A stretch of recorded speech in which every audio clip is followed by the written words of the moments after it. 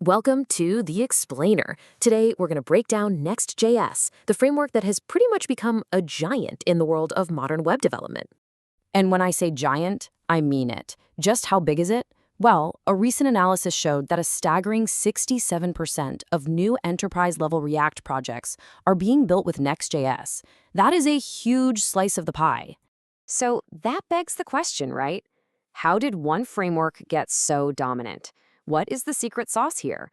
What problems is it solving that has so many developers and companies jumping on board? Okay, let's dive right in. And to really get it, you first have to understand the core difference between React and Next.js. Honestly, this one distinction explains pretty much everything else. You see, React is awesome, but it's really just a library. It's laser-focused on one job, building your user interface. But what about everything else? Routing, fetching data, making sure Google can find your site, performance. You're kind of on your own to piece all that together. Next.js, though, it's the whole package. It's a full-on framework that takes React and wraps it in this complete production-ready architecture with all that essential stuff included right out of the box. And that brings us to one of the coolest things about it, this all-in-one architecture that just beautifully merges your front end and your back end. Okay, check this out. One of the killer features here is something called server actions.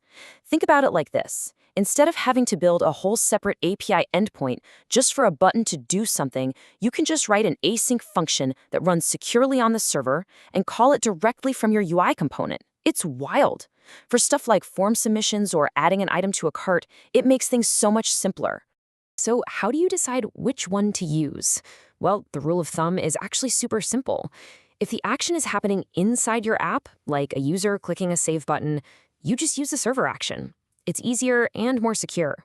But if you need an outside service to talk to your app, like a webhook from Stripe or GitHub, then you'll still use a good old-fashioned API route.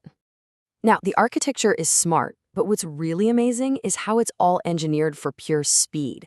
Next.js comes with this built-in performance playbook because in this framework, performance isn't something you bolt on later, it's baked right into the core. And this table right here, this is the heart of that playbook. I mean, look at this. It's a super sophisticated 4-tier caching system. It starts with request memoization, which is just a fancy way of saying it's smart enough not to ask the database for the same thing twice in a single request.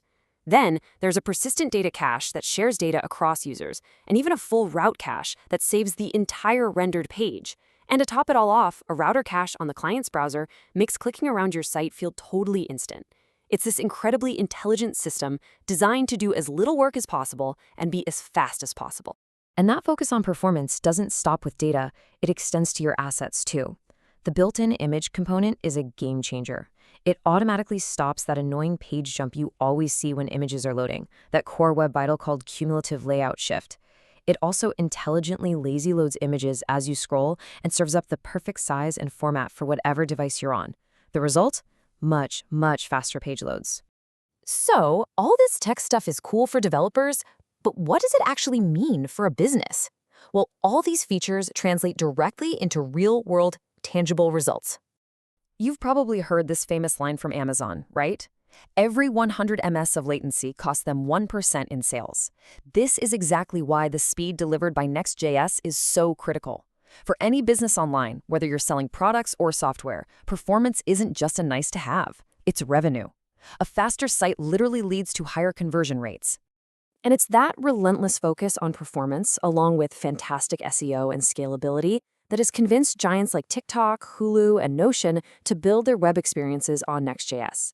I mean, these are companies dealing with absolutely insane amounts of traffic, and Next.js gives them the solid foundation they need to handle it.